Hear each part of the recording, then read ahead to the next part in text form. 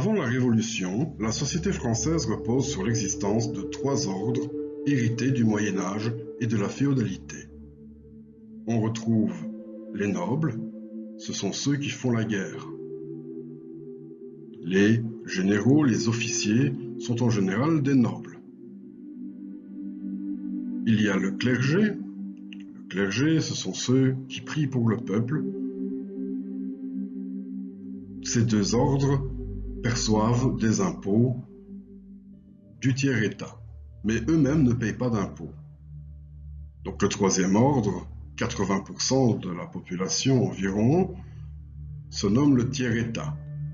Il est composé de paysans, d'ouvriers, de marchands, de bourgeois. Nous voyons ici une caricature représentant les trois ordres, où l'on voit le clergé et la noblesse écrasant le tiers-État par l'impôt, les taxes et les corvées.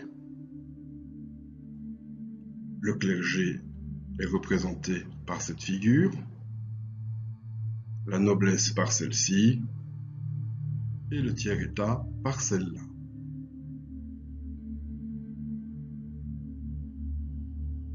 Voici une autre caricature qui représente la noblesse qui ne paye pas d'impôts, le clergé qui ne paye pas non plus d'impôts. Les deux ordres de la noblesse et du clergé sont à cheval sur le personnage que nous voyons en C, qui est le tiers-État. Il croule sous la pression des impôts que leur imposent les deux ordres précédents. La société voulue par le peuple français et une noblesse protégeant, soutenant, portant sous ses épaules le peuple. Un clergé qui assure la justice et l'égalité et qui soulage le peuple en payant eux aussi l'impôt. Et le peuple espère la paix et la concorde et veut se libérer par son courage. Dans la grande majorité, les Français sont très attachés au roi et à la monarchie. Le roi est perçu comme le père du peuple. Durant la période qui précède la Révolution, la France est en crise. Depuis plusieurs années, les guerres font rage, les mauvaises récoltes se multiplient, les impôts augmentent. Le luxe de la cour coûte aussi très cher au pays durant cette période de disette. En 1788, une réforme de l'État est espérée par le peuple Et les idées des philosophes du XVIe siècle, que l'on appelle le siècle des Lumières, se répandent de plus en plus chez ceux qui ne supportent plus la monarchie et ses privilèges. Afin d'apaiser la situation sociale, le roi demande à la population de rédiger les cahiers de doléances en vue de la réunion des États généraux en mai 1789. Les cahiers de doléances sont des cahiers qui contiennent les revendications, les demandes du peuple. Les États généraux ont suscité de grands espoirs parmi la population française. Les remises en cause de l'absolutisme sont rares avant 1789. Elles sont avant tout philosophiques avant d'être politiques ou sociales. On trouve par contre un désir de réforme chez les Français, porté par leurs députés qui expriment le souhait d'un État plus efficace et d'une monarchie régénérée. Le 5 mai 1789 s'ouvrent les États généraux. Le discours du roi met en garde contre tout esprit d'innovation. Aucune évocation des réformes politiques tant attendues n'est faite. Les députés du tiers-État s'engagent alors dans un processus de résistance et d'insubordination. Le 17 juin, le tiers-État et quelques députés de la noblesse, sensibles à la cause du peuple, prennent le titre d'Assemblée nationale. Le 20 juin, le roi fait fermer la salle des menus plaisirs, lieu de réunion du tiers-État.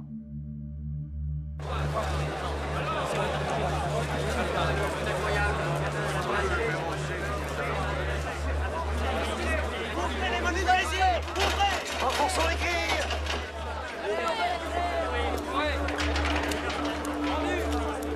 Au nom du ciel, qu'est-ce qui se passe? Dites-moi. On nous empêche d'entrer, ordre du roi! C'est un outrage!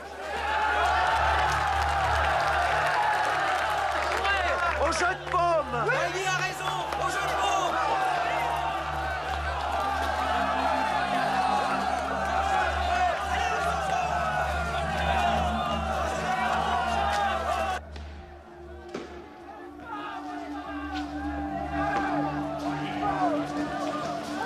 Allez, assez joué dehors, messieurs!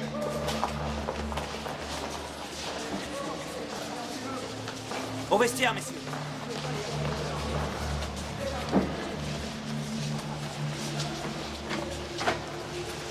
Bailly, à vous la parole!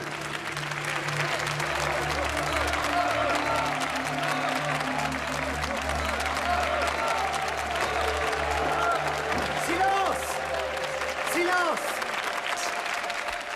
Faisons le serment, ici et maintenant, de ne jamais nous séparer et de nous rassembler partout où les circonstances l'exigent jusqu'à ce que nous ayons donné à la France une constitution.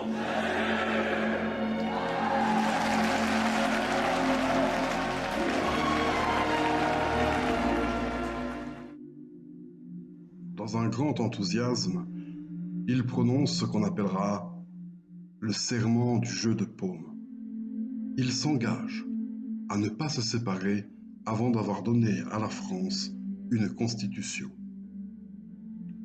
Lors de la séance royale du 23 juin 1789, le roi Louis XVI définit le programme de travail proposant aux députés de réfléchir aux réformes et ordonne à ces derniers de se disperser et de travailler en chambres séparées, les ordres de la noblesse et du clergé ayant leur propre chambre, les députés du tiers-État, n'ayant pas la leur, restent dans la salle des menus plaisirs.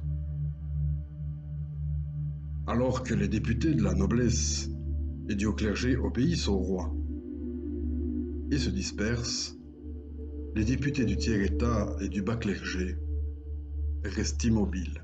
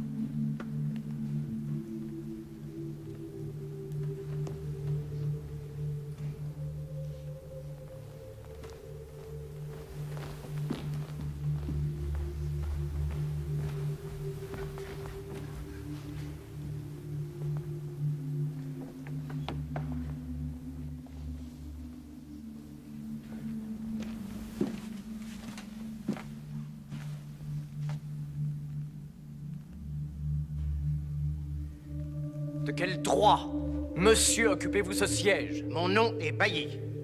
Je suis astronome, membre de l'Académie des sciences et député de Paris. Ces messieurs m'ont élu président de l'Assemblée nationale. Vous avez tous entendu le roi vous donner l'ordre de vous disperser.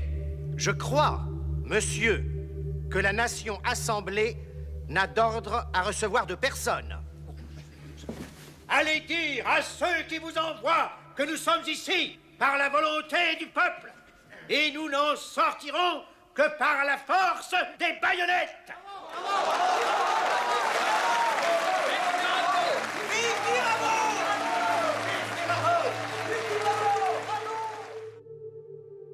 L'Assemblée reprend immédiatement sa marche en avant et se proclame le 9 juillet Assemblée nationale constituante. Cette assemblée s'appuie sur les espoirs de la majorité de la nation, mais Louis XVI déclare sans valeur cette nouvelle assemblée, mais la laisse siéger sans intervenir ouvertement. Mais l'histoire ne s'arrête pas là. La suite au prochain épisode. À bientôt et portez-vous bien.